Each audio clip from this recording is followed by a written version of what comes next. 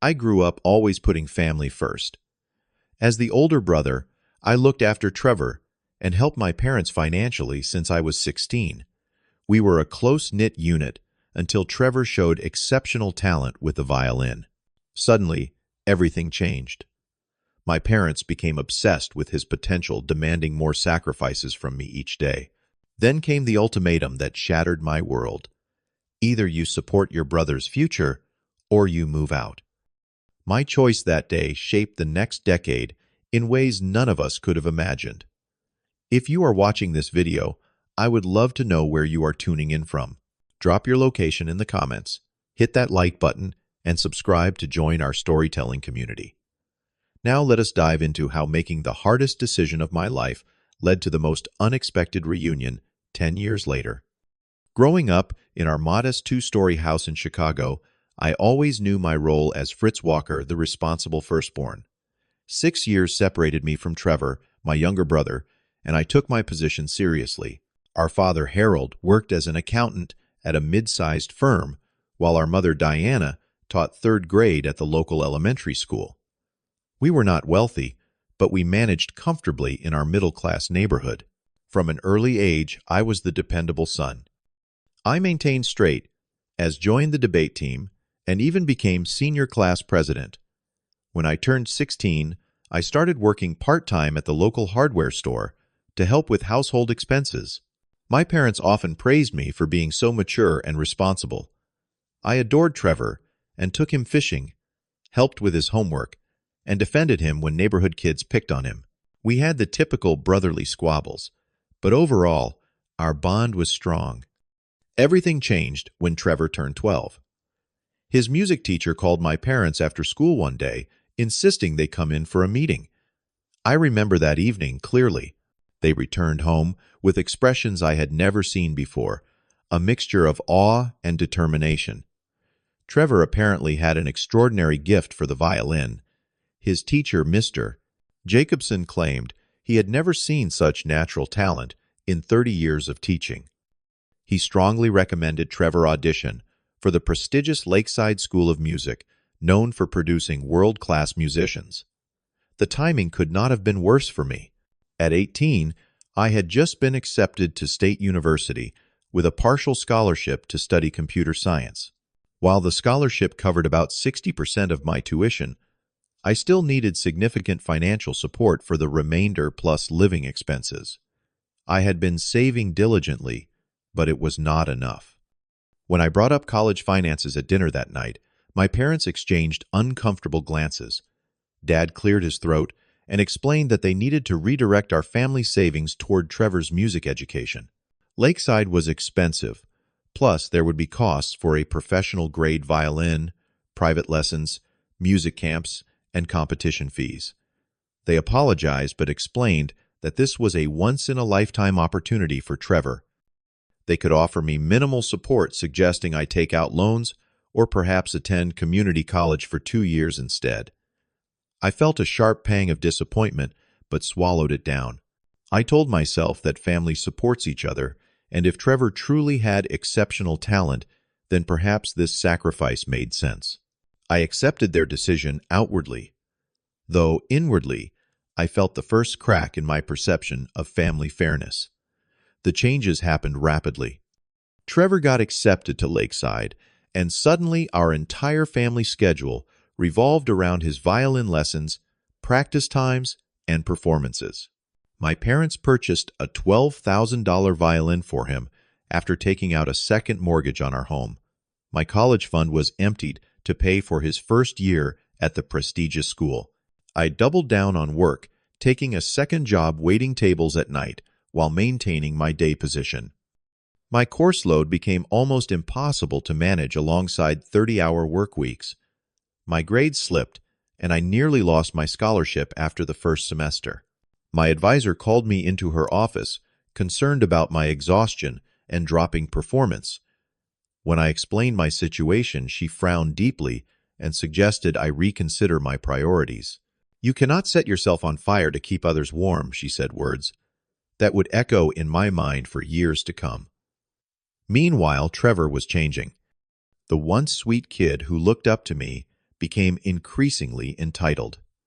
He complained about the cheap lunch Mom packed, demanded expensive clothing brands, and rolled his eyes whenever I tried to connect with him.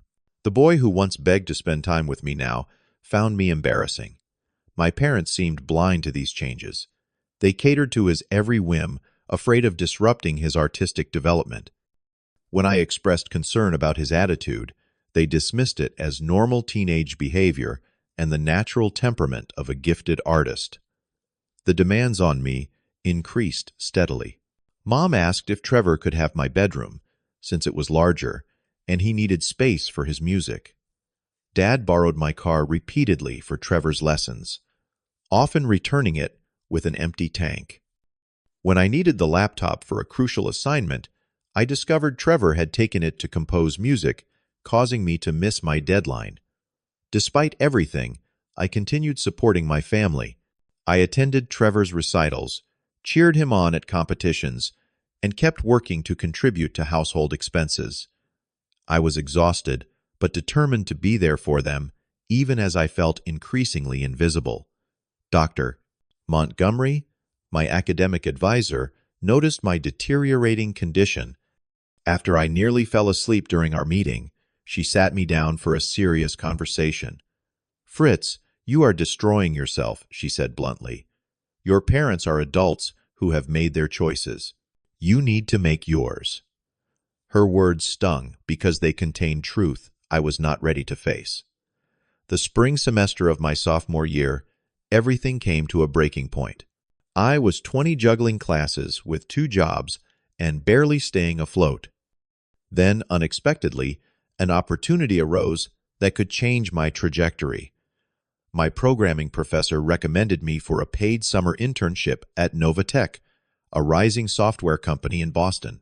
The position offered valuable experience connections and enough money to significantly ease my financial burden. The catch: I would need to relocate for 3 months. When I shared the exciting news at dinner, my announcement was met with blank stares rather than congratulations.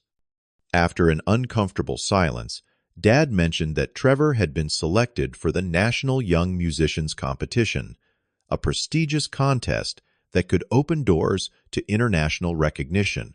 The preliminary rounds would happen during the exact time frame of my internship. "We will need you here this summer," Fritz's mom said softly, avoiding my eyes. "Trevor needs to practice 6 hours daily, and we both need to work.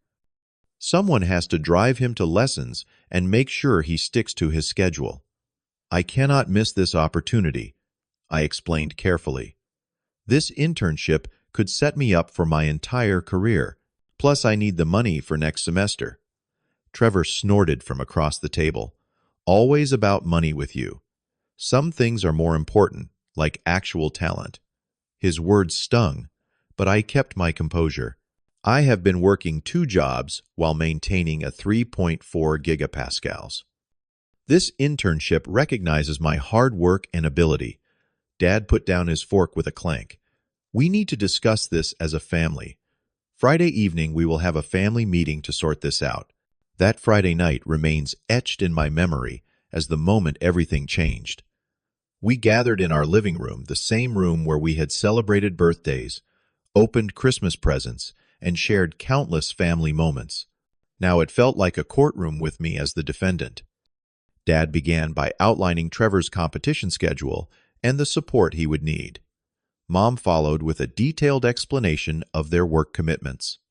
The conclusion was inevitable: they needed me to stay. "But this internship is crucial for my future," I protested. "I have sacrificed for 2 years already. Cannot Trevor take a break from competitions for 1 summer?" Trevor jumped up, face flushed. "You just cannot stand that I have actual talent. You have always been jealous." "That is enough," Dad said sharply, but to my surprise, his words were directed at me, not Trevor. "Fritz, we have always taught you that family comes first. Your brother has a once-in-a-lifetime opportunity. There will be other internships." I felt a crushing weight on my chest.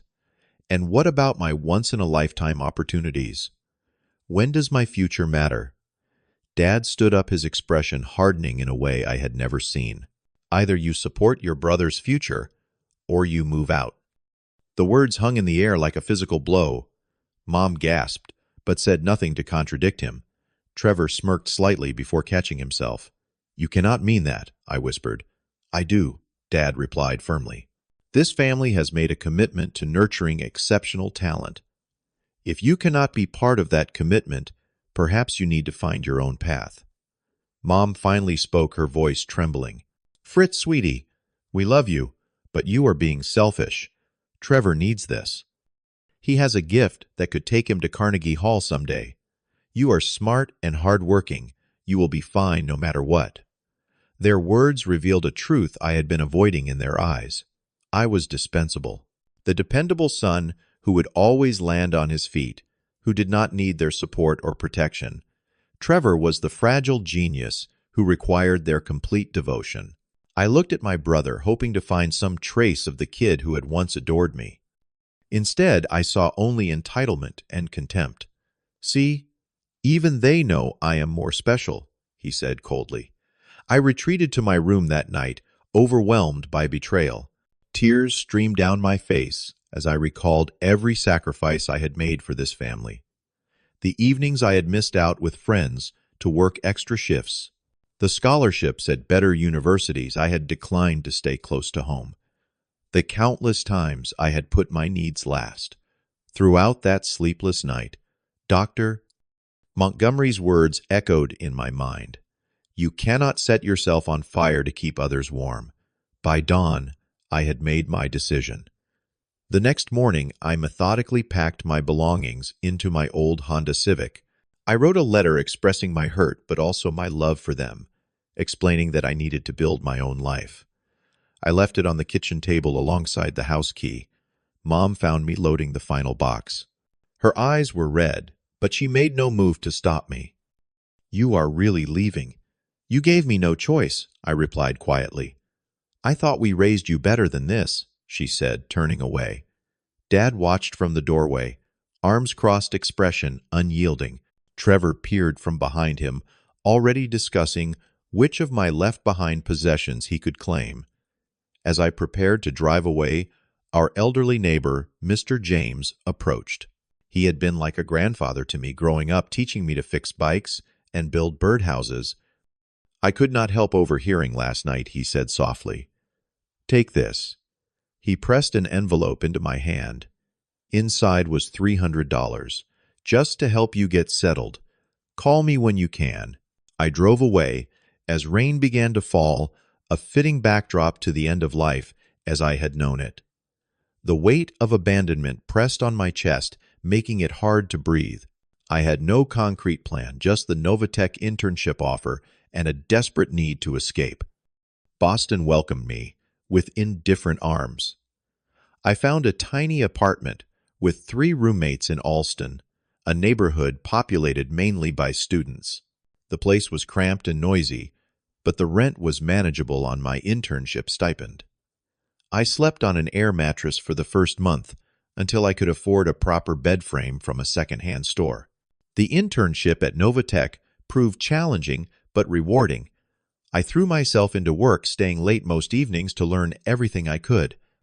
My supervisor, Marcus, noticed my dedication and began mentoring me, teaching me skills beyond my assigned tasks. When he asked why I worked with such intensity, I simply said, "This is my only option." Despite the professional opportunity, those first months were the loneliest of my life. I checked my phone constantly, hoping for a message from home that never came. No calls, no texts, not even an email asking if I had arrived safely. Their silence confirmed what their words had implied. I was expendable. Depression settled over me like a heavy fog.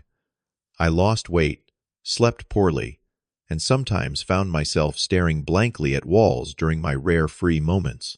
One roommate, Dexter, noticed my state and dragged me to the University Counseling Center, where he worked as an assistant. "Free therapy for students," he explained. "No excuses." Dr. Tamara Salinas became my lifeline.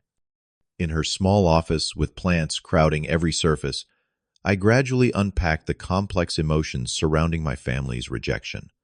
What you experienced was conditional love, she explained, and no child deserves that.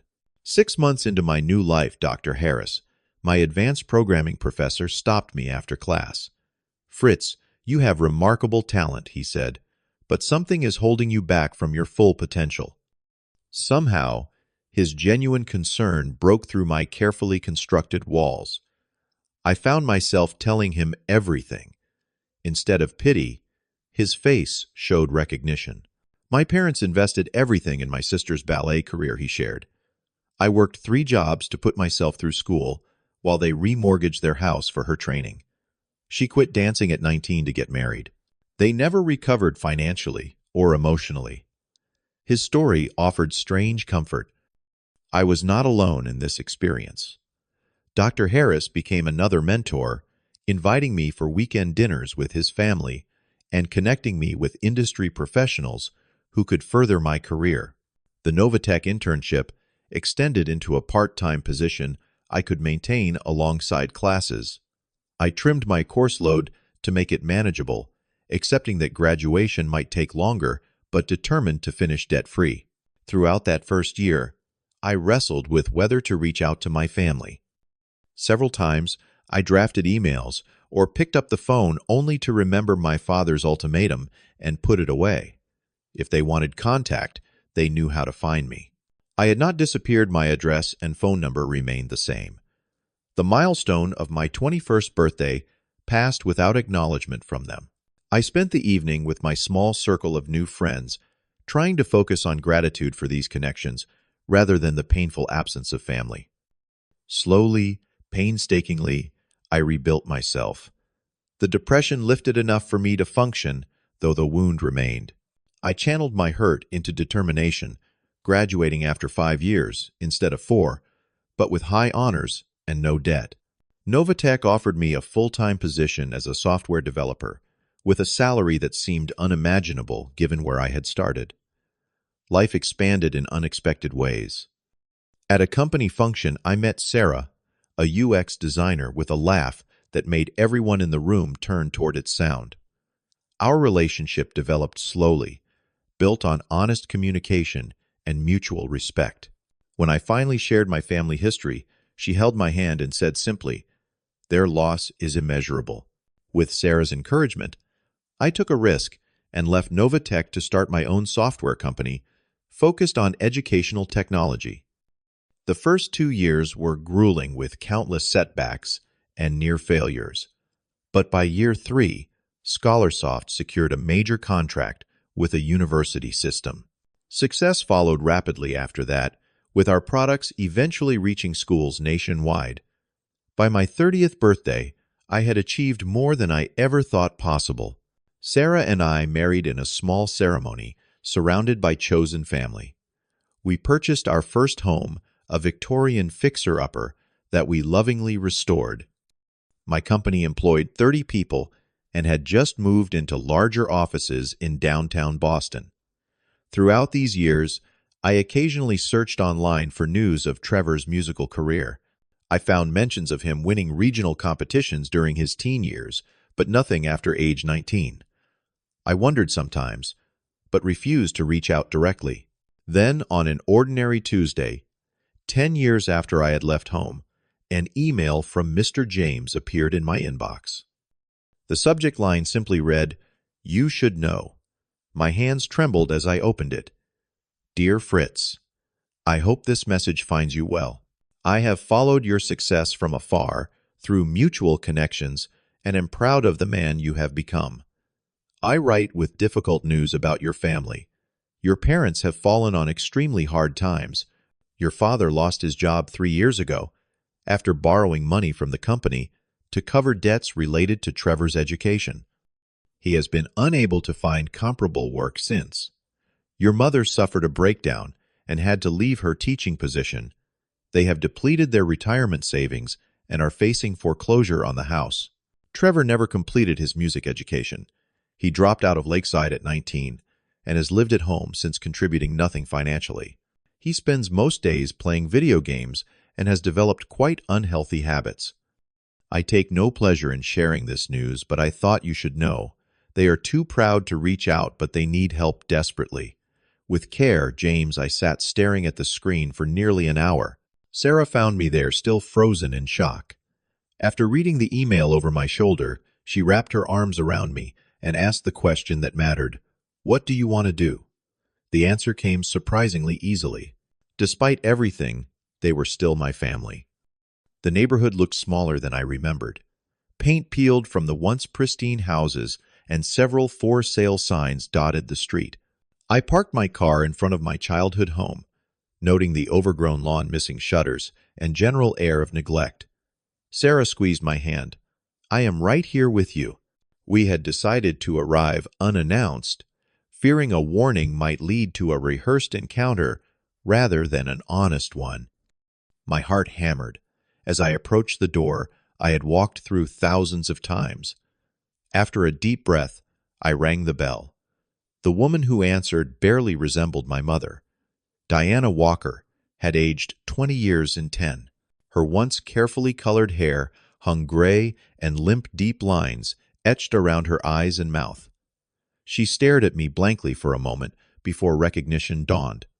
"Fritz," she whispered, hand flying to her mouth. "Is that really you?" Before I could answer, she pulled me into a desperate embrace, her body shaking with sobs. "Harold," she called over her shoulder. "Harold, come quickly." My father appeared in the hallway, stooped and thinner than I remembered, his confident stride replaced by a hesitant shuffle. When he saw me, he froze, color draining from his face. "Son," he said hoarsely. A third figure appeared behind them, and I barely recognized my brother. Trevor had gained considerable weight, his once athletic frame now soft and rounded. His previously clear complexion was dotted with acne, and his eyes held none of the spark that had once characterized him. "Fritz has come home," Mom announced unnecessarily, clutching my arm as if I might disappear. "Actually, I am just visiting," I clarified, gently introducing Sarah as my wife. They ushered us into the living room, where faded furniture and bare spots on the walls spoke of items sold to make ends meet. The grand piano, once prominently displayed, was noticeably absent. An awkward silence descended until Dad cleared his throat. "You look well, Fritz." "Very well indeed. Life has been good to me," I acknowledged. "I own a software company in Boston. We specialize in educational technology. We have seen your name in the business section," Mom said. "We always knew you would succeed." The irony of her statement hung in the air between us. Trevor remained silent, eyes downcast, fingers fidgeting with the frayed hem of his t-shirt. When he finally spoke, his voice carried none of the arrogance I remembered. "I messed up," he said simply. As the afternoon progressed, the full story emerged in painful fragments. After I left, Trevor had indeed won several prestigious competitions. The family had become minor celebrities in local music circles, with newspapers featuring stories about the prodigy and his dedicated parents. But at 19, Trevor abruptly quit. "I never loved it," he admitted. "I was good at it, but I hated every minute of practice." The pressure was unbearable. Instead of developing alternative plans, Trevor had retreated into virtual worlds, playing online games 18 hours a day. My parents, devastated by the collapse of their dreams, and perhaps feeling guilty about sacrificing their relationship with me, had enabled his withdrawal. Dad had borrowed money from his company to pay off the second mortgage and Trevor's outstanding school fees. When discovered, he was fired and narrowly avoided criminal charges. Now 62, he could only find part-time work as a cashier at a local grocery store. Mom had suffered a nervous breakdown when Trevor quit music, blaming herself for pushing him too hard. She had been hospitalized briefly and remained on medication. Unable to return to teaching, she now cleaned houses when her health permitted. "We will lose the house next month," Dad said, staring at his hands. "We have nowhere to go." The unspoken request hung in the air between us. I looked at these three people, who had once been my whole world, now broken by their own choices. "Why did you never contact me?" I asked. 10 years without a single call or message. Mom burst into fresh tears. "Shame," she whispered. "Pure shame. We treated you horribly." Then, when things started falling apart, we were too proud to admit we had been wrong. Dad nodded solemnly. I have replayed that night in my mind thousands of times. The things I said to you, my own son. I do not deserve your forgiveness. Trevor finally met my eyes. I was a spoiled brat who believed his own hype. I resented you for being responsible and mature when I just wanted to be special without the work. By the time I realized how toxic I had become, it felt too late to reach out. Their honesty surprised me. I had expected excuses or attempts to minimize what had happened. Instead, they offered raw acknowledgement of their failings. Sarah and I stepped outside to talk privately. "What do you want to do?" she asked again. "They are still my family," I replied. "I cannot leave them homeless." When we returned, I laid out my terms clearly. I would help them keep the house and settle their debts, but with conditions. First, we would all attend family therapy together to address the past properly. Second, Trevor would need to get a job within 30 days and begin vocational training. Third, my parents would need financial counseling and a sustainable budget. "I am not giving you money to continue enabling unhealthy patterns," I explained. "I am investing in your future, but you must be equally invested." Trevor nodded immediately. "Fair. More than fair." Mom wiped her tears. "We do not deserve your kindness. This is not about deserving," I said. "It is about family finding a healthier way forward." As Sarah and I prepared to leave, promising to return soon with the paperwork for the financial arrangements, Dad pulled me aside. "I need to say something," he began, voice cracking. "The day you drove away was the worst mistake of my life. I chose wrongly, and that choice destroyed us. You were always the heart of this family, Fritz, always the strong one. I am so sorry I could not see your value then." His words could not erase the past, but they offered a foundation for rebuilding. The journey toward healing proved neither quick nor easy. There were setbacks, heated therapy sessions, and moments when I questioned my decision to re-engage. Trevor initially struggled with maintaining employment, getting fired from his first 2 positions before finding stability at a computer repair shop. My parents resisted certain aspects of the financial oversight, feeling infantilized by the restrictions, yet gradually incrementally change took hold. Trevor discovered an aptitude for IT work and eventually earned certification as a network technician. My parents downsized to a smaller, more manageable home, using the equity to clear their remaining debts. Family therapy unearthed patterns that stretched back generations, giving us all greater understanding, if not complete absolution. Sarah and I welcomed our first child, a daughter named Eliza, who became a bridge between past and future. Watching my parents hold their granddaughter, their faces softened by wonder, I glimpsed the people they had been before ambition warped their priorities. Trevor became an unexpectedly devoted uncle, showering Eliza with attention and handmade gifts rather than store-bought ones. "I want her to know value comes from effort, not price tags," he explained, showing wisdom that had been hard-won. 5 years into our reconciliation, we gathered for Thanksgiving at my parents' new home. As we shared a meal prepared by many hands, I reflected on the winding path that had brought us here. The pain had not disappeared entirely. Perhaps it never would, but it had transformed into something we could carry without breaking. "I have been thinking," Trevor said during a lull in conversation, "about how fortunate I am that you came back, Fritz. You had every reason to leave us in the mess we created." "Why did you?" Dad asked quietly. After everything we did, I considered the question carefully. "Because walking away permanently would have meant letting your worst moment define you forever.